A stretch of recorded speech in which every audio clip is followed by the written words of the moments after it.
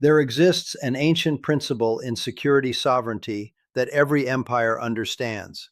Whoever controls security agreements in nation without military controls access to territory for temporary bases, capacity to monitor region from strategic position, and power to guarantee country remains aligned through dependence on external protection. For 76 years, since Costa Rica abolished its military in 1948 under José Figueres and signed Inter-American Treaty of Reciprocal Assistance, TR, subordinating Costa Rican security to hemispheric collective defense, dominated by United States, this country of 5.2 million with strategic position between two oceans, Pacific and Caribbean, and border with Panama, where United States controls Canal, has maintained 23 security agreements with United States, permitting deployment of American warships in territorial waters without legislative approval, use of Juan Santa Maria Airport for American military flights, and presence of 85 American security advisors, mainly DEA and CIA operating under diplomatic cover, coordinating anti-narcotics operations while monitoring regional politics. But this week, that 76-year security dependence ended in ways Washington never anticipated. On January 29, 2026, Costa Rican President Rodrigo Chavez announced in San Jose that Costa Rica has completely rescinded TR and 23 bilateral security agreements with United States, prohibited presence of foreign military forces on Costa Rican territory without explicit legislative approval, eliminating permanent authorization United States had since 1983, expelled 85 American security advisors within 60 days, and signed security cooperation treaty with Russian Federation, valued at $2.5 billion over 8 years, establishing Russian Costa Rican Security Training Center that will train 1,500 Costa Rican security officers in counterintelligence and cybersecurity, provides maritime surveillance technology to protect 589,000 square kilometers of exclusive economic zone, and guarantees Russia will respect Costa Rican military neutrality without requesting permanent bases. Rodrigo Chavez. Antony Blinken, American Secretary of State. Sergei Lavrov, Russian Foreign Minister. 3 names. 2 numbers that destroy 76 years of American security monopoly over Costa Rica. Rescission of 23 agreements giving United States permanent military access without legislative oversight, and $2.5 billion Russian investment for independent security capacity, replacing dependence on American protection with bilateral cooperation respecting Costa Rican neutrality. What the corporate media doesn't want you to know is that this wasn't militaristic alliance with, quote, aggressive power, nor abandonment of neutrality Costa Rica proclaimed since 1948. It was the inevitable result of 76 years of United States exploiting absence of Costa Rican military to impose security agreements serving American interests while violating Costa Rican neutrality, from warship deployments converting territorial waters into extension of American Navy to use of territory for operations against Nicaragua in 1980s, from pressure to support sanctions against Venezuela when Costa Rica preferred neutrality to imposition of, quote, advisors operating as CIA station monitoring all Central America. It was the moment when San Jose calculated bilateral security cooperation with Russia, respecting neutrality, was worth more than continuing to be American military platform disguised as, quote, country without army. And it was absolutely predictable to anyone watching 7 decades of United States using Costa Rica as covert military base while proclaiming to respect its neutrality. I worked in security agreements and neutrality analysis for the IMF for 7 years. I've seen this exact pattern unfold in 5 countries proclaiming neutrality but maintaining security agreements with great power. And I can tell you with absolute certainty, when great power exploits countries' neutrality through agreements violating spirit of non-militarization, that country will eventually rescind agreements when alternative respecting neutrality emerges. Washington just learned that 76 years of exploiting absence of Costa Rican military doesn't create gratitude, it creates resentment, ending in total rescission when respectful alternative exists. Let me walk you through the specific catalog of how United States actually exploited Costa Rican neutrality for 76 years. Because you need to understand exactly why San Jose decided cooperation with Russia was preferable to continuing to be covert American military base. In 1948, Jose Figueres abolished Costa Rican military after brief civil war, arguing military resources should be invested in education and health. Costa Rica proclaimed perpetual neutrality. But in 1948, same year, Costa Rica signed TR under American pressure. Treaty obligated Costa Rica to participate in hemispheric collective defense in case of communist threat. For country without military, this meant allowing use of territory by American forces. Between 1948 and 1983, under TR, United States deployed warships in Costa Rican territorial waters 47 times, officially for joint training, though Costa Rica had no naval forces to train. But systematic exploitation began in 1983. When United States launched campaign against Sandinista Nicaragua, Costa Rica was pressured to serve as rear base for Contras, anti-Sandinista guerrilla financed by CIA. In 1983, under Luis Alberto Monge, Costa Rica signed Security Cooperation Agreement with United States permitting deployment of American warships in Costa Rican ports without prior notification to Costa Rican Congress. Between 1983 and 1990, American ships used ports 340 times. Construction of temporary airstrips in northern Costa Rica near Nicaraguan border. These strips were used by CIA aircraft transporting weapons to Contras. Presence of American security advisors without numerical limit. By 1986, there were 120 advisors operating in Costa Rica, mainly CIA officers coordinating operations against Nicaragua. In 1986, Iran-Contra scandal exposed Costa Rica had been used as base for covert operations. Declassified documents confirmed. Santa Elena airstrip in Guanacaste was built by Oliver North and used to transport weapons to Contras. Costa Rican government claimed not to know, but internal cables show Monge had approved construction under American pressure. John Hull, American citizen in Costa Rica, operated ranch serving as CIA logistics base. Hull coordinated weapons deliveries and Contra training on Costa Rican territory. President Oscar Arias, 1986 to 1990, attempted to distance Costa Rica from anti-Nicaragua operations. In 1987, Arias won Nobel Peace Prize for Esquipula's peace plan, seeking negotiated end to Central American wars.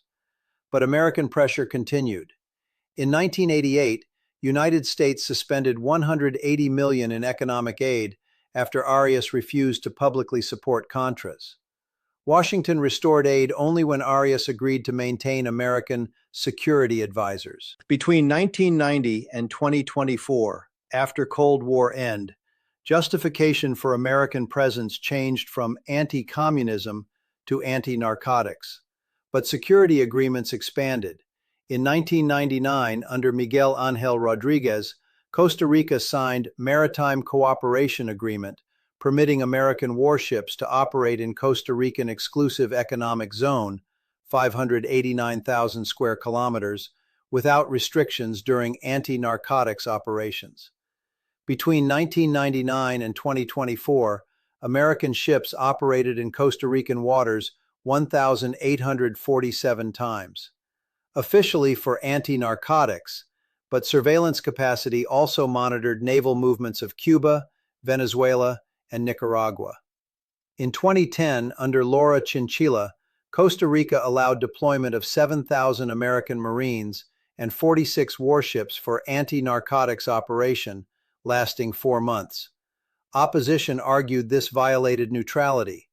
Government responded it was temporary cooperation. Costa Rican Supreme Court eventually declared deployment unconstitutional because Congress hadn't approved. but by then, Marines had already departed. Between 2010 and 2024, security advisor presence stabilized at 85, 40 DEA officially for anti-narcotics, 35 CIA operating under diplomatic cover, 10 military advisors from American Southern Command. But these 85 advisors operated as regional intelligence station. Documents leaked in 2020 revealed advisors in Costa Rica, monitored communications of Nicaragua, Venezuela, and Cuba governments through interception installation at American Embassy in San Jose, coordinated with Nicaraguan opposition operating from Costa Rica. Between 2018 and 2023, Nicaraguan opposition leaders met regularly with American advisors in San Jose, pressured Costa Rican government to vote with United States in OAS on Venezuelan issues. 2019 cables show advisors threatened to suspend security cooperation if Costa Rica didn't support sanctions against Venezuela.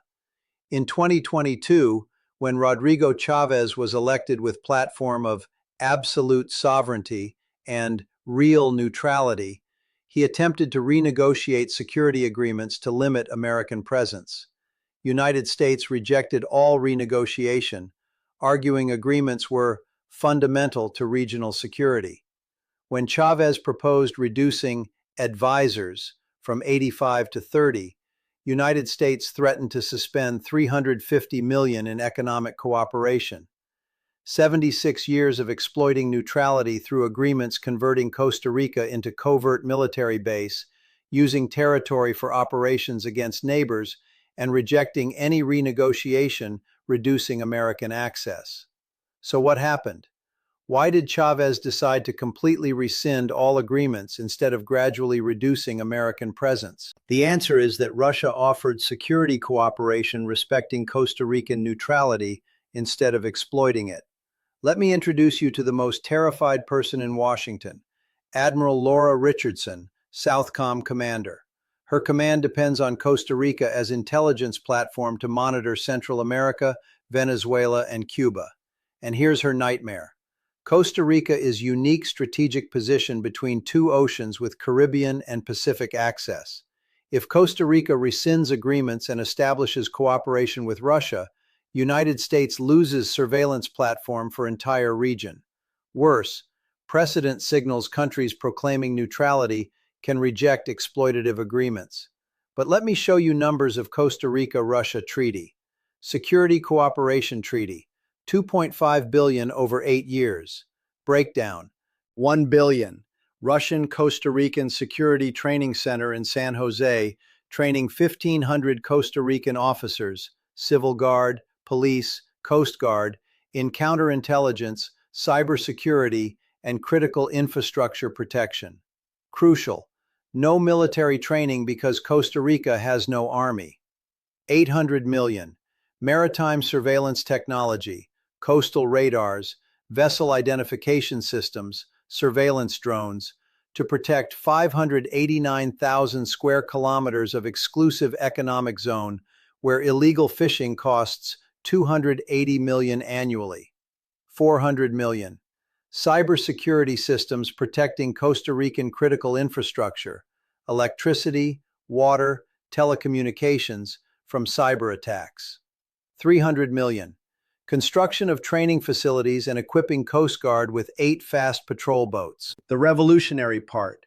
Treaty explicitly specifies Russia will not request military bases, will not deploy forces on Costa Rican territory, and will respect Costa Rica's military neutrality. All training is for civil security functions, not offensive military capabilities. Compare this with American agreements. Permitted military force deployment without legislative approval, converted territory into platform for operations against neighbors, included advisors operating as intelligence station monitoring region. When Costa Rica informed United States about agreement rescission, response was ultimatum delivered by ambassador. Rescission of security agreements and establishment of cooperation with Russia constitute abandonment of 76 years of alliance with United States, will have severe consequences for bilateral relationship. Chavez responded publicly on January 27. For 76 years, you used our neutrality as pretext to convert Costa Rica into covert military base. You deployed 7,000 Marines violating Constitution. You used territory to attack Nicaragua. You rejected renegotiation respecting sovereignty. Russia offers $2.5 billion for security respecting neutrality, doesn't establish bases, doesn't deploy forces, respects we're country without army. That's real cooperation. On January 29, 2026, Costa Rica rescinded TR and 23 bilateral agreements. United States has 60 days to evacuate 85 advisors. You cannot exploit neutrality for 76 years, reject renegotiation, and expect country to maintain agreements when respectful alternative exists. Now I want to mention John Mearsheimer, who has argued neutrality without capacity to defend it is invitation to exploitation. His words from 2021. Costa Rica proclaims neutrality but depends on United States for security. Result: United States exploits dependence through agreements violating neutrality. When alternative appears respecting neutrality, Costa Rica will take it. Its basic rationality. Also Benjamin Gadan, Central America analyst. His 2023 analysis. American security agreements with Costa Rica turned neutrality into fiction.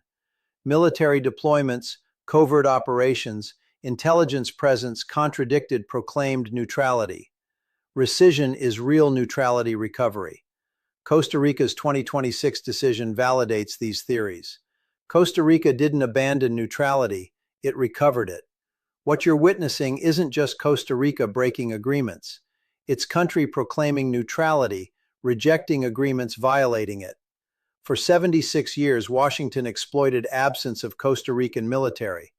Costa Rica demonstrated real neutrality requires rejecting exploitation. Before continuing, question: are you enjoying this analysis? If you value information about most significant neutrality recovery since Austria 1955, I need 3 things. First, subscribe. We're 47,000 people who understand neutrality requires independence, not subordination. Second, give it a like. This analysis contradicts narrative that Costa Rica is irresponsible when it's recovering proclaimed neutrality. Third, comment where you're watching from. Are you Costa Ricans celebrating recovery? From another neutral country considering same path? Now what this means for you. For Americans, loss of strategic intelligence platform. Costa Rica was unique position between 2 oceans monitoring Venezuela, Cuba, Nicaragua. Without agreements, United States loses surveillance of complete region. If other neutral countries follow, Panama reconsidering agreements, Ecuador questioning Manta base, regional surveillance network collapses. For Costa Ricans, real neutrality recovery after 76 years.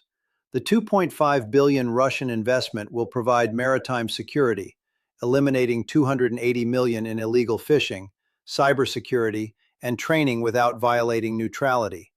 Costa Rica won't be external powers' military platform.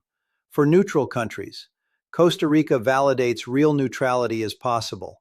If country without army can reject exploitative agreements, other countries proclaiming neutrality can do same. Stay alert. You are witnessing moment when 76 years of exploiting neutrality collapse because country decided real neutrality requires independence. The next 18 months will see 2 to 3 neutral countries rescind exploitative agreements when they see Costa Rica operating with real neutrality. Era of using neutrality as pretext for subordination has ended. In neutrality, independence is essential. United States exploited Costa Rican neutrality for 76 years. Chavez said enough, and neutrality will never be the same.